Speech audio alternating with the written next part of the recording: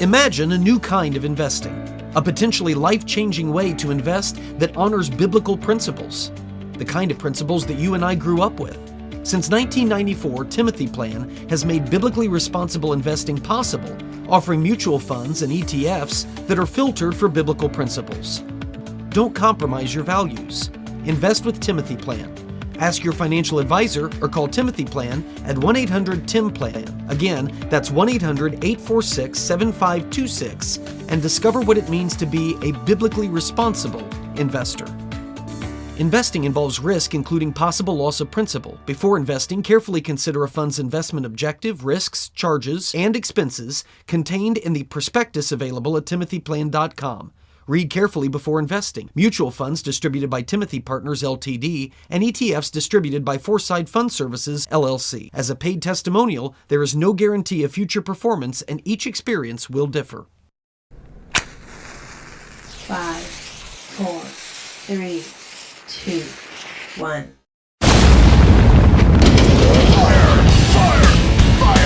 Fire! Pursuing truth. Torching idols, rebelling against the world. This is the HECKPHIRE Podcast.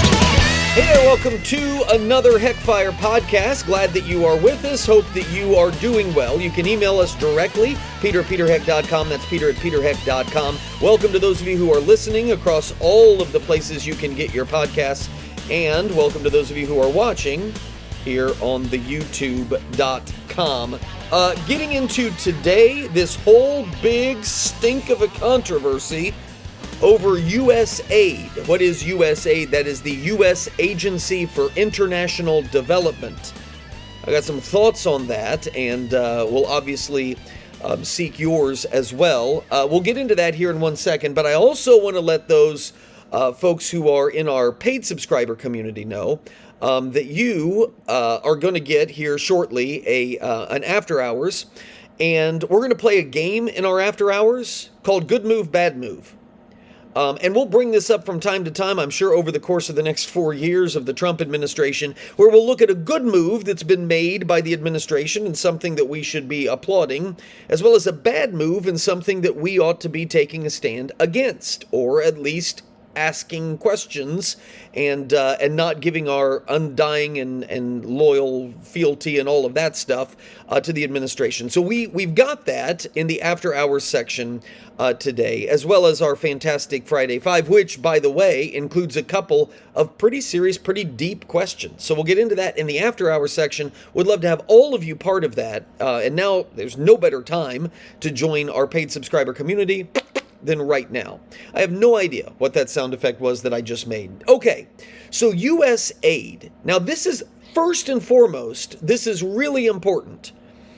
The perspective that President Trump has come into office and has immediately shut down all aid that's going to all of these countries and all of these people groups and all of these poor destitute individuals and communities around the world, and they will never see another dime from the United States, and the goodwill of the United States has now been cut off, and the reputation of the United States is being sullied, forevermore tarnished, and that whoever comes in after Trump is going to have to restart everything because Trump has shut it down entirely.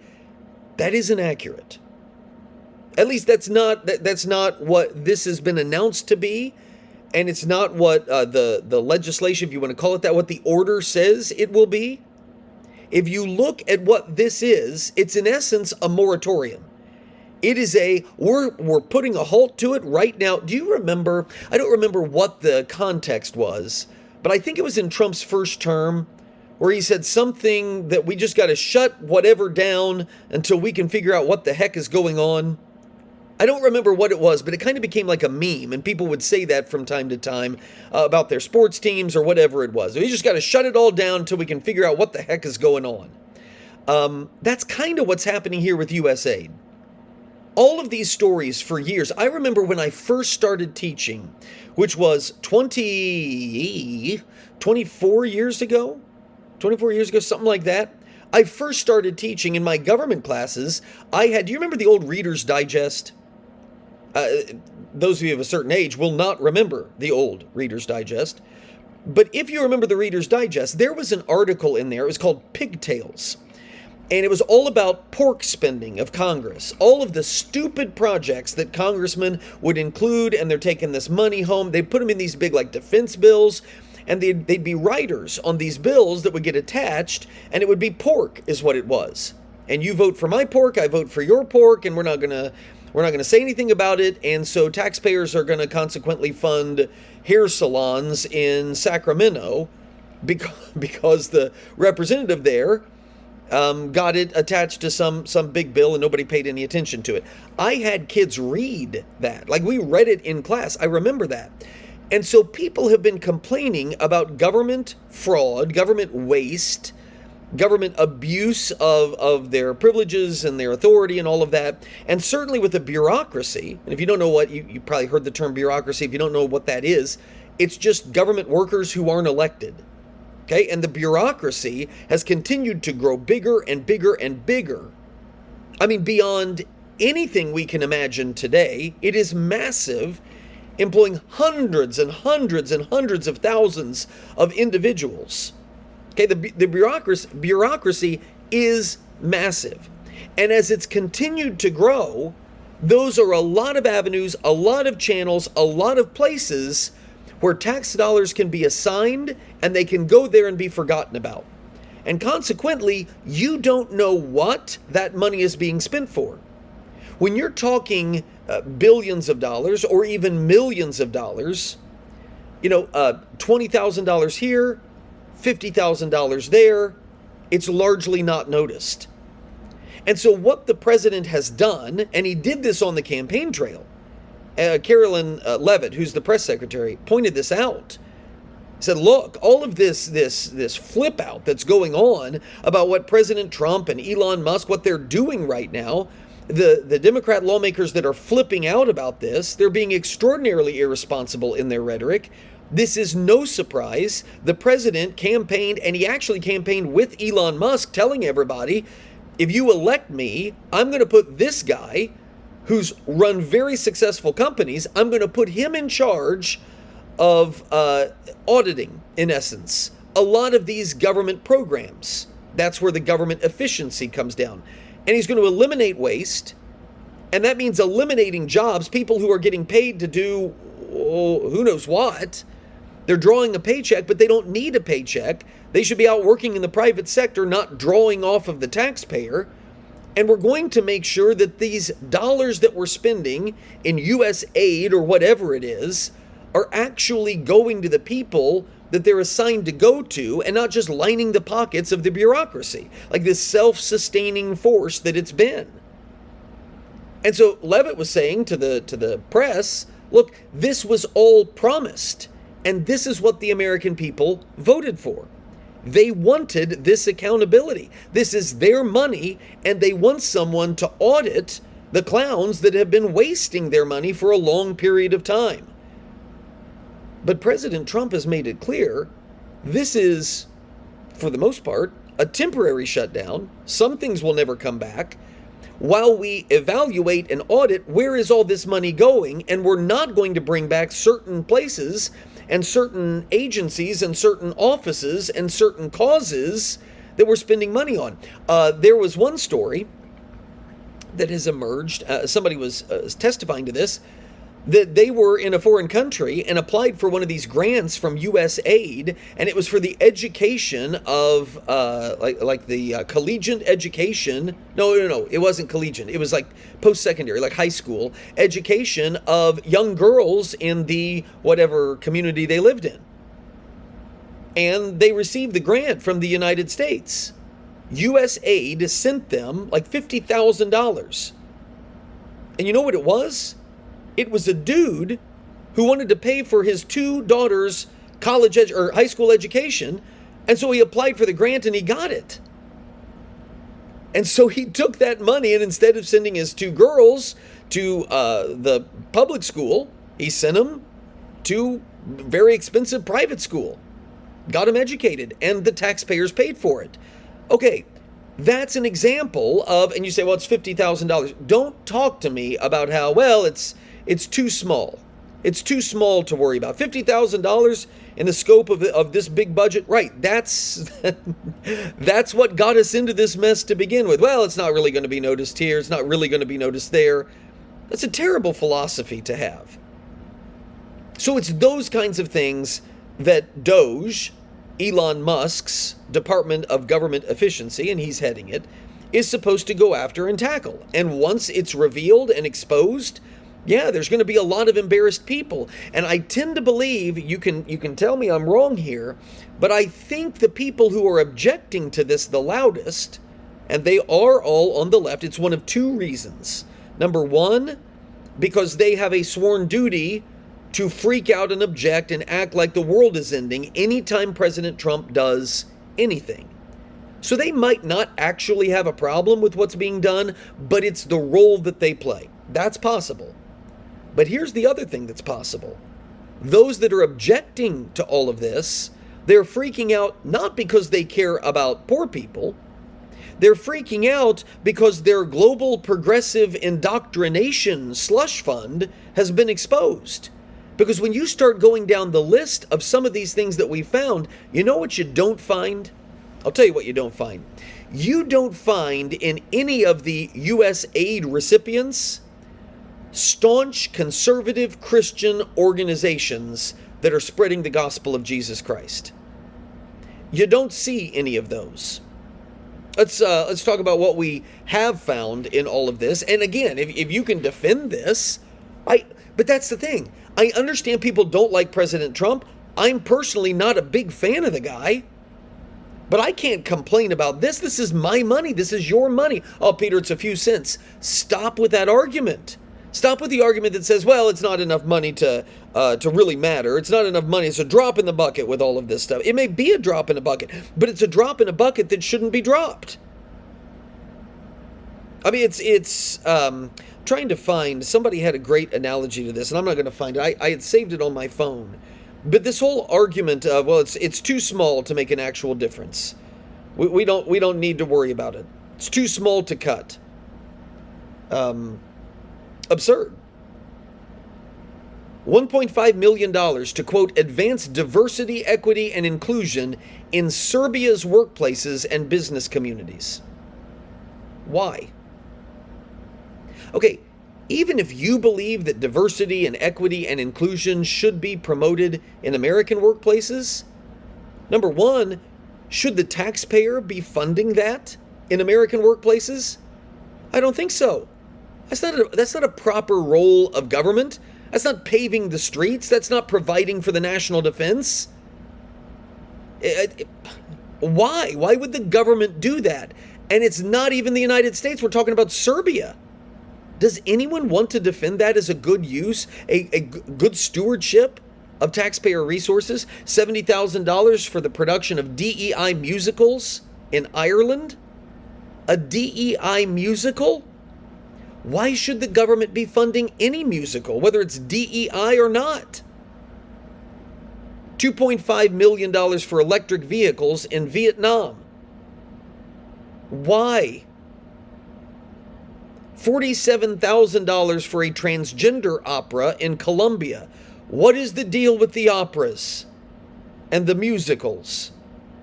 How about this? In Peru, $32,000 went to fund a transgender comic book. Why does it cost $32,000 to promote a comic book anyway, of any kind?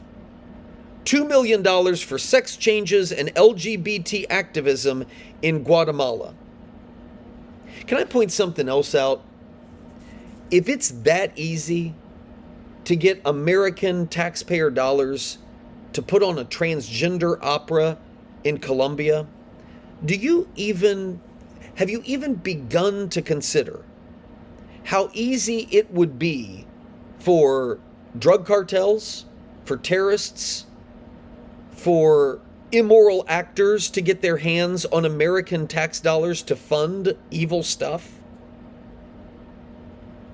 There's also another avenue that I would like to bring up, particularly to those on the left who seem to be so opposed to all of this. Do you know what you could consider U.S. aid? Again, go back to what it was called. It was called United States Agency. It's the U.S. Agency for International Development.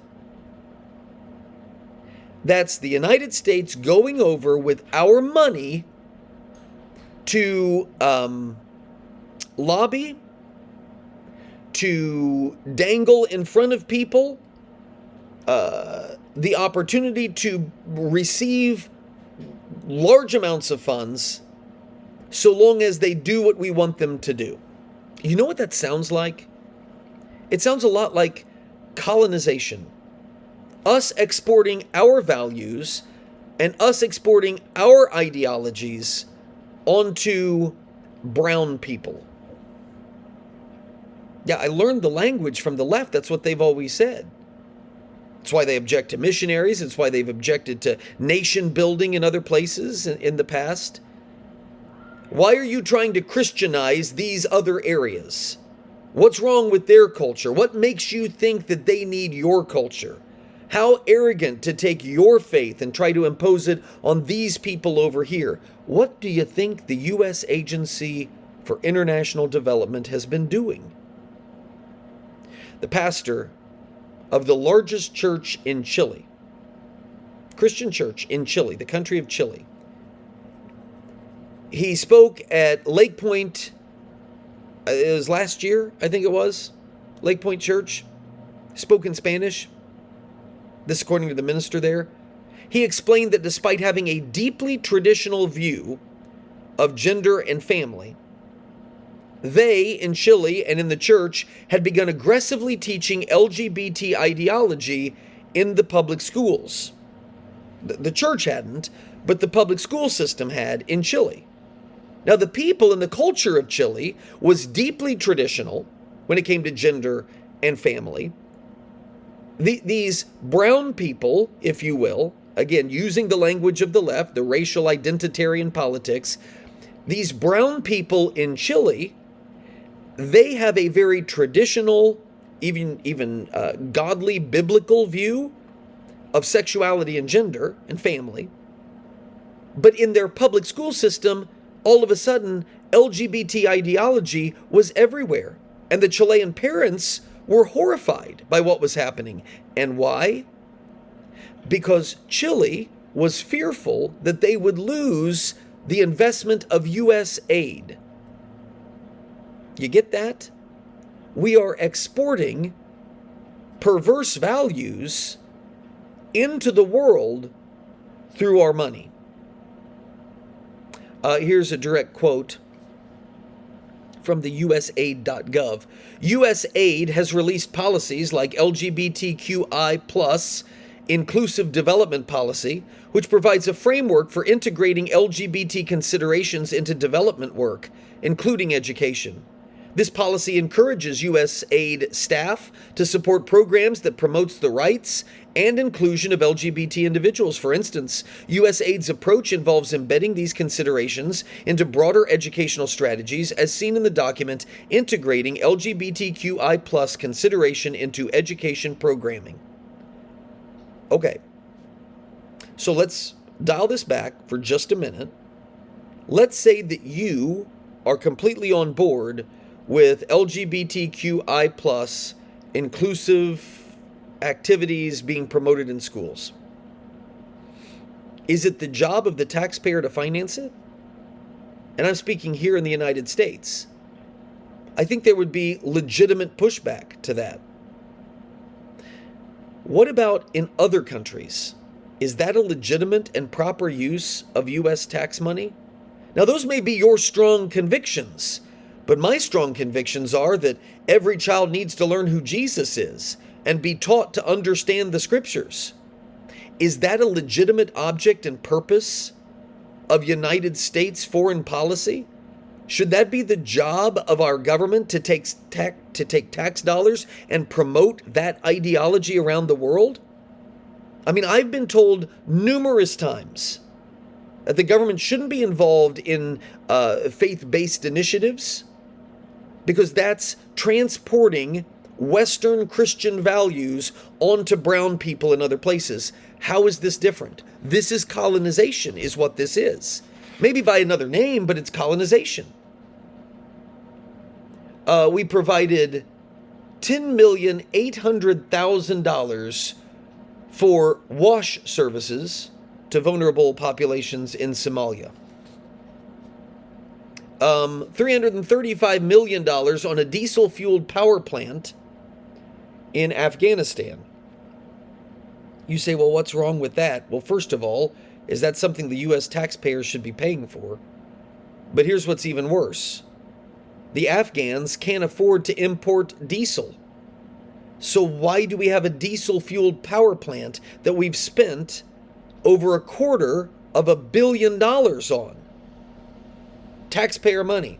We've spent almost $500 million on a dam that was deemed too unsafe to use. $250 million on a partial road that deteriorated. This is all in Afghanistan. Millions on healthcare facilities that don't exist. $70 million on contractor fees for projects that were canceled before they started, but they kept getting the money anyway. A contractor built a $500,000 police training facility that melted when it rained because it was made from sand.